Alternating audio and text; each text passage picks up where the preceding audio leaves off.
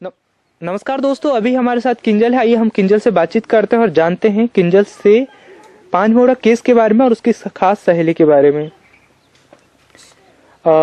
કિંજલ બેન, જેવી રીતે તમે જે મૃતક પિંકી છે તેની સાથે ભણતા હતા, તો તેની સાથે મિત્રતા કેવી રીતે થઈ હતી? ગલોડિયા એનએસએસ કેમ્પમાં ગયા ત્યાંથી. અચ્છા, એનએસએસ કેમ્પમાં. હા. તો તેનાથી પહેલા શું તમે કોલેજમાં એક બે વખત મળ્યા નતા? ના, કોઈ દિવસ નતા મળ્યા. એ છોકરીને કોઈ દિવસ નહીં મળ્યા, પિંકીને. અચ્છા, કોઈ દિવસ નતા મળ્યા. ના. તો કોલેજમાં તો તમે રોજ જતા હશો કે તમે નહીં જતા કે એ નથી આવતી? અમે તો જતા ને. તો એ નથી આવતી કે મુલાકાત કેમ નથી થઈ? આવતી પણ સર લેક્ચરમાં તો અમે ભેગા નતા ને એટલે લેક્ચરમાં મેં જોયેલી નહીં એ છોકરી. અચ્છા, એના વિશે લેક્ચરમાં જોઈ નહીં મેં. એના વિષય અલગ હતા એવું કઈ કે? એના વિષય અલગ હે. મારા મેનમાં સંસ્કૃત, પછી સમાજશાસ્ત્ર અને યુમાં મનોવિજ્ઞાન. તો એના વિશે તમને કઈ ખબર છે? ના, નહીં ખબર. નથી ખબર. તો એનએસએસ કેમ્પમાં કેવી રીતે મિત્રતા થઈ? કઈ કામ કરતા? શું કામે નતા કરતા, પણ રૂમ રહેવા માટેની જગ્યામાં એક જ રૂમ આપી 6 છોકરીઓને ભેગી રહેવા માટે રૂમ. એ છોકરીને અને મને બંધ બધાને ભેગી આપી એક રૂમ. 6 જણા અમે ભેગા રહેતા એક જ રૂમમાં. ત્યાંથી ઓળખાણ થઈ. અચ્છા, તો ઓળખાણ થઈ. એના પછી એ કેમ્પ કઈ તારીખના હતો? 23 તારીખથી 27 તારીખ સુધી. અચ્છા, 23 થી 27 તારીખ સુધી. 27 તારીખે અમે ઘરે આવ્યા હતા. અચ્છા, તો તેના પછી તે પણ તેના ઘરે ગઈ હશે? હા, એને ઘર ગઈ. તો એના પછી ક્યારે મુલાકાત થઈ તમારી? પછી 1 તારીખે અહીંયા કોલેજમાં આપણે ખેડબ્રહ્મા કોલેજમાં ફંક્શન પ્રોગ્રામ રાખેલો હતો 1 તારીખે નવા વર્ષનો. તે ફંક્શનમાં પછી અમે ડાન્સમાં રહેલા હતા. શીખવાડેલું હતું પહેલાથી. 2 ડાન્સમાં રહેલા હતા. તે એ આવીને પછી અમે ગયા અહીંથી. તો ડાન્સ કરીને 12 વાગે જેવો પ્રોગ્રામ પૂરો થઈ ગયો. પછી મારા ભાઈ બંને અમે બાઇક લઈને પાછા ઘરે આવી ગયા.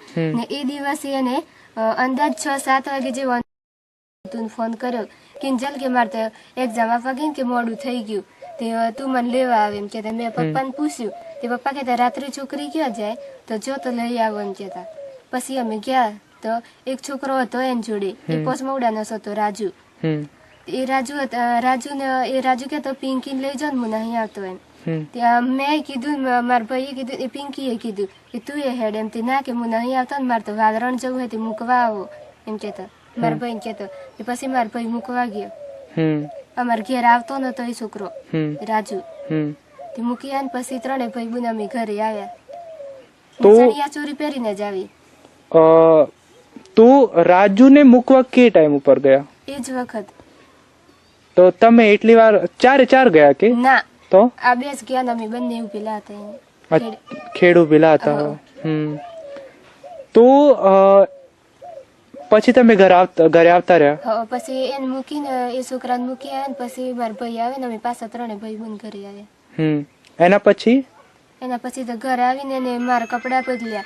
એન જોડે કપડા નતા, થેલો હતો એન જોડે. ચણિયા ચોરી પહેરીને આવ્યો અમારા ઘેર. પછી મારા કપડા પહેર્યા એને. મારા કપડામાં જ પહેર્યા. પછી એન પપ્પા જોડે 10 વાગે વાતે કરી કે હું પપ્પા કે હું ચીખલા હું મારી બેનપણીને એને ઘરે આવેલી હું એમ કીધું. તે સારું તો સવારે તું ઘરે આવજે એમ. એને કીધું સારું હું સવારે આવું એમ કીધું. પછી સવારે પાછો એ છોકરીએ ફોન કર્યો એન ભાઈને. તે હું આવવાની હું એમ કીધું. તે સારું તું આવજે ને, હું હિંગટિયા લેવા આવું એમ કેતા એન ભાઈ. તે પછી અહીંથી 11 વાગે પપ્પા મૂકવા ગયા. પછી એ છોકરીને તે મૂકી આવ્યા ખેડ જઈને. પછી મેં એને કહીને કાઢી કે તું ઘેર પોકી જાય એટલે મને ફોન કરજે. તાર જોડે તો ફોન નહીં, પણ ગમે તેને જોડે તો તું બેલેન્સ ના હોય તો મિસ કોલે પણ મારજે ઘેર પોકી જાય એટલે એમ મેં કીધું. એનો ફોન જ નતો આવતો. એનો ફોન નહીં આવે ને એને ભાઈ પૂછતો મન નીકળી ગઈ એમ. મેં કહું પપ્પા મૂકવા આવ્યા ને ખેડ સુધી તો નીકળી ગઈ એમ કીધું મેં. તો એ પરિવાર તરફથી એ ભાઈના કેટલાક ફોન આવ્યા હતા તમારા ઉપર એ દિવસે? એ દિવસે તો વધારે ફોન નહીં કર્યા એને તો. નહીં કર્યા? કેટલા વખત કર્યા હતા? એક વખત તો ફોન કર્યો વહેલા, એ નીકળી ગઈ ને પછી તો. અચ્છા, એના પછી? એના પછી તો નહીં કર્યો. ને સાંજે મેં ફોન કરીને પૂછ્યું પાછું. તે એન માસી બોલું એન મમ્મી જ નહીં ને એન માસી બોલું એમ કહેતી. તે પિંકી ઘરે નહીં આવી એમ કહેતી હતી. મેં કીધું અહીંથી પપ્પા મૂકી આવ્યા 11 વાગે જેવી એને મૂકી હે ખેડ, તો તમારા સંબંધી કોઈ કહે તો પૂછી જો એમ મેં કીધું. ને એ છોકરીએ કીધી કે મારા ઘેર ઝઘડો થયો મારા ભાઈ સુધી ખાલી બોલામબોલ થઈ. મેં પૂછ્યું કેમ એમથી, મને કોઈ કીધું નતું કેવી રીતે ઝઘડો થયો એમ નતું કીધું, પણ બોલામબોલ તો અમે થઈ ગયા મારા ભાઈને એટલું કીધું. ઓકે, તો જેવી રીતે કોલેજમાં તમારી ઓળખાણ નથી થઈ, NSS કેમ્પમાં થઈ હતી, તો એના પછી તમારી વાત થઈ હે કોઈ પણ વાતને લઈને? કોઈ વાત થઈ મતલબ? હા, નથી થઈ. અને એના પછી તમારા પપ્પા કેટલા વાગે મૂકવા ગયા હતા? 11 વાગે જેવી. અને પાછા રિટર્ન કેટલી વારમાં આવ્યા હતા? તરત જ આવી ગયા હતા. તરત જ આવી ગયા હતા. ઓકે, તો એના પછી તમને ક્યારે ખબર પડી કે પિંકી ગળા ફાંસી ખાઈ ગયેલી છે? તારીખ તો સર યાદ નહીં, પણ 4મી તારીખે કે એવી તારીખે એ છોકરી મળી ને મોડું થઈ ગયેલું હતું. 5:30 તો થઈ ગયા હે લગભગ. એ વખત ફોન કર્યો મને એના પપ્પાએ. તે કીધું કે તાર પપ્પાનું શું નામ ને મારું નામ ને પછી અટક ને એ બધું ગામ ને પૂછ્યું એને. ને પછી એને ભાઈએ ફોન કર્યો. થોડુંક અંધારું થઈ ગયેલું હતું એ વખત એને ભાઈએ ફોન કર્યો. તે મને કીધું તને કઈ સમાચાર મળ્યા એમથી? મેં કીધું સમાચાર તો શું મળે, પણ તમારા પપ્પાએ ફોન તો કર્યો મને. તે આવું બની ગયું એવું તો નહીં કીધું, પણ કે તાર પપ્પાનું નામ ને એ બધું મને પૂછ્યું, મારા પપ્પાનું નામ ને એવું બધું પૂછ્યું છે. મેં બધું કહી દીધું હે એમને. પછી એને ભાઈએ કીધું હા તે મારી બેન તો મળી હે, પણ કે ગળા ફાંસી ખાધેલી મળી હે એમ કીધું. તે હવે હું જ જવું એમ કહેતા. ઓકે, તો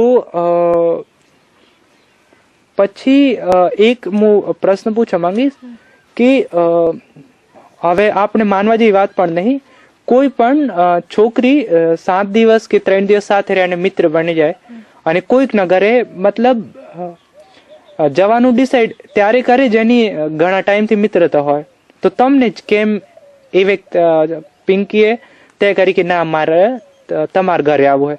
તમને કેમ લાગે? મતલબ હું તમારી સાથે મિત્રતા કરું અને 3 દિવસ થઈ ગયા, 7 દિવસ થઈ ગયા, અને હું તમને ફોન કરીને કહું કે હું લેટ થઈ ગયું છું, તમે મને લેવા આવો, તો 7 દિવસની એટલી ખાસ મિત્રતા તો નહીં થઈ શકે ને? તમે એ વાતને માનો કે?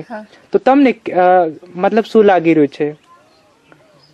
કેમ કે આપ જયારે મેં તમારી સાથે વાત કરી હતી એ વાત ઓનલાઈન મૂકી, તો ઘણા બધા લોકોએ આ જ પ્રશ્ન પૂછ્યો છો કે કિંજલ અને પિંકીની વચ્ચે 7 દિવસ 2-3 દિવસની મિત્રતા નહીં, એના ઘરે જાય એ બધું શક્ય જ નહીં બની શકે, કિંજલ જૂઠ બોલી રહી છે, આવું ઘણા બધા લોકોનું કહેવું હતું. તો તમે શું કહેવા ચાહો આના વિશે? મતલબ એમ હું પૂછવા માંગુ કે હું તમારી ઘરે આવ્યો અને મારી તમારી સાથે મિત્રતા થઈ ગઈ, ઠીક છે કે પછી તમે મારા ઘરે પણ આવી જાઓ, એટલું સંભવ બની શકે? તમારી કોલેજમાં મતલબ વધારો ટાઈમ, ઘણા ઓછા ટાઈમિંગમાં એવી મિત્રતા થાય કે કોઈના ઘરે જતા રહેવાય? આમ પૂછવા માંગુ, શું લાગે તમને?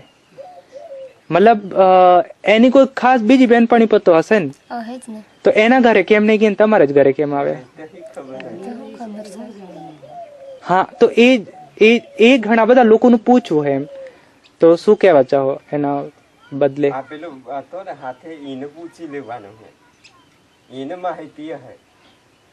તો એક પ્રશ્ન એ પણ, રાજુને તમે ઓળખો કે નહીં ઓળખો? રાજુ તો ઓળખો. રાજુને ઓળખો છો? 2 વર્ષ હું પીટીસી કરતી ને મેં ત્રાલતી, એ છોકરો પીટીસી ઓળખું એમ. રાજુના પરિવાર સાથે તમારું કઈ રિલેશન છે કે નહીં? ના, નથી.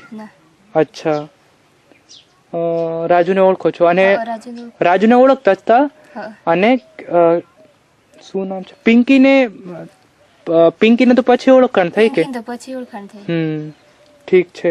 તો રાજુ તમારે ઘરે કોઈ દિવસ આવેલો હે? ના, કોઈ દિવસ નહીં આવેલો. કોઈ દિવસ આવેલો જ નહીં. ઠીક છે. તો તમને શું લાગે છે, શું હકીકતમાં પિંકીએ ગળા ફાંસી ખાધી હશે કે તેને કોઈ મારી હશે? એ તો સર મને નહીં ખબર. ના, તમારા અંદાજથી તમને શું લાગી રહ્યું છે?